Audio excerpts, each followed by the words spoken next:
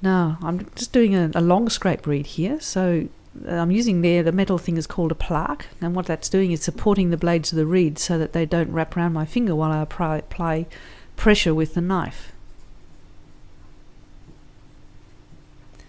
I take more cane off at the front of the reed, towards the tip, than at the back, as you can see. And I'm using a scraping motion, and this is a rotation of the blade.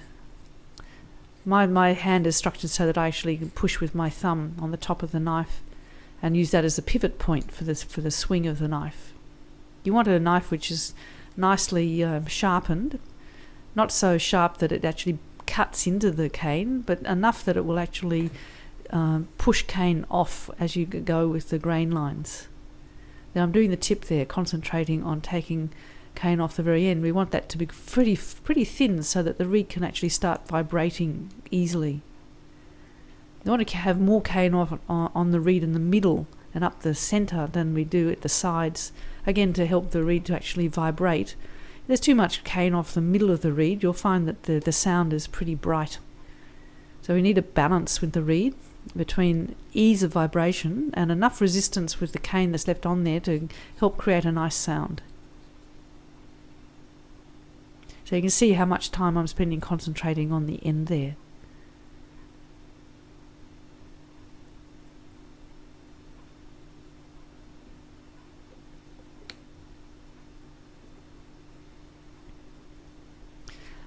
I'm very used to looking at canes, so I really know what I'm looking at here and the sort of shapes I'm after.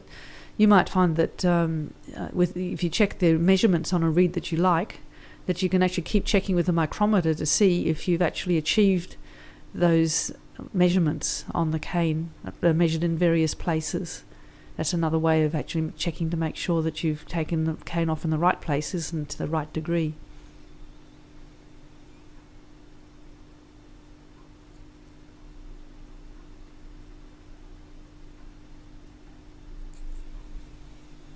Yeah, I'm doing just a bit more at the back of the reed now. As you can see, I'm actually going a long way back. This is not a European scrape reed that I actually happen to be demonstrating here. It's my version of a longer scrape reed.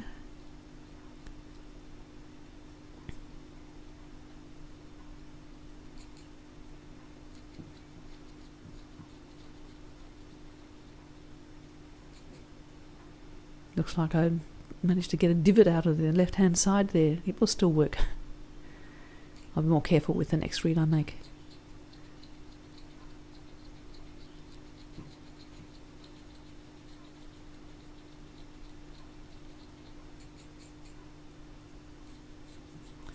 I haven't actually tested the reed yet. I'm pretty sure about how it's going to go when I finish it, because I was very careful about the measurements when we started off. But, it's worthwhile testing frequently. I just need to cut the end off a little bit. It's a decision I've made.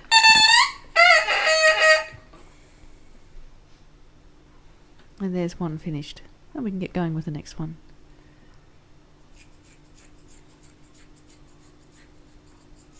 Given that I have very similar pieces of cane with all the measurements and everything's been bound onto the same length and so on, I should find that with doing the same degree of scraping that I end up with a pretty similar result.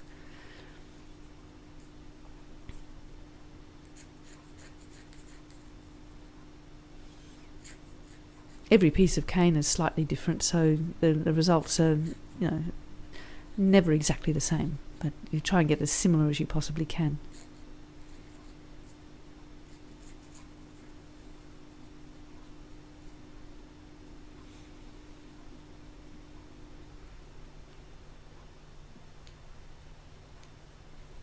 As you can see, I don't do the tip until I've actually done a large portion of the back of the scrape.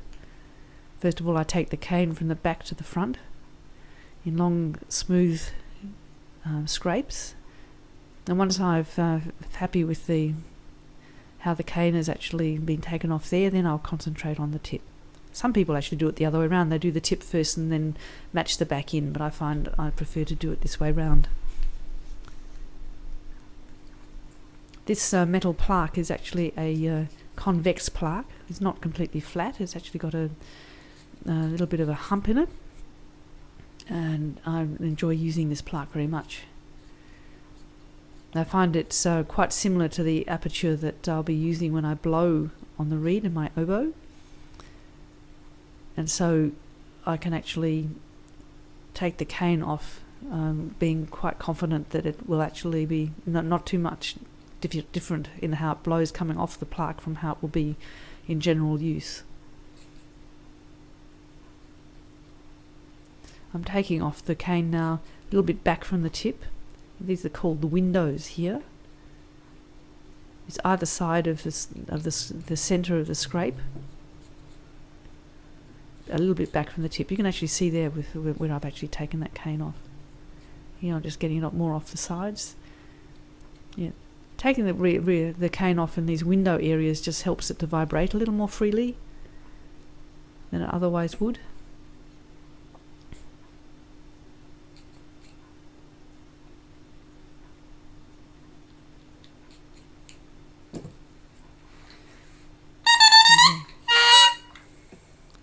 Don't they look lovely? And my third one.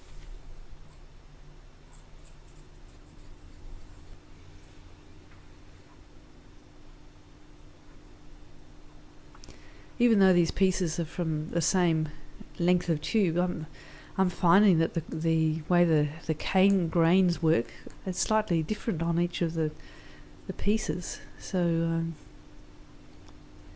I'm finding that I need to take off a little more here, a little less there, from cane to cane.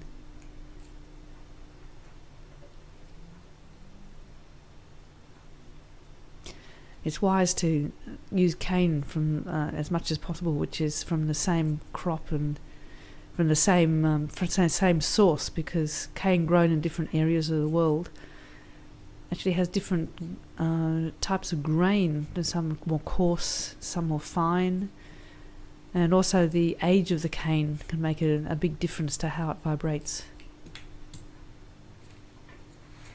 I'm just blowing on it there quickly just to make sure it's all up and running. And I need to take a little bit more off.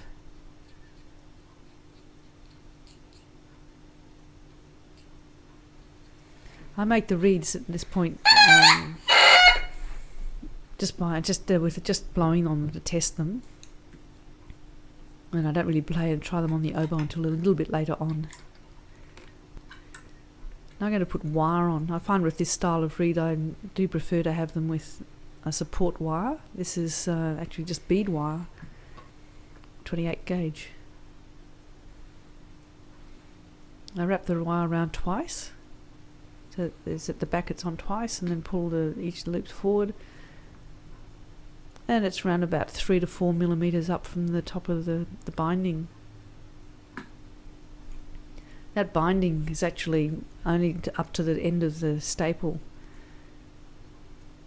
So I should be able to measure from the top of the binding down to the bottom of the staple and find that's 47 millimeters, the same length as the staple itself. So that's one done.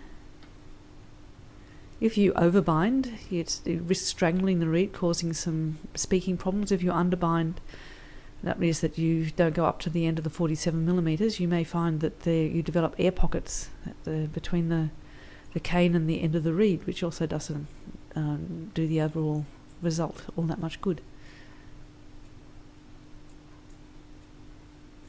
Just neatening things up. Pull it tighter, twist and down we go. Now I haven't actually put nail polish or anything on to make sure that the binding is really secure and so on, but I'm going to use the Glad Wrap for this. So I'm going to wrap a piece of Glad Wrap around the reed, and that will keep everything in place and also make sure that there's no chance that it's going to leak. If I've done my binding well, the sides of the reed should have come together very well anyway, so and with good shaping there should be no reason why it should leak. But this is safety first. Okay, now it's time to test them.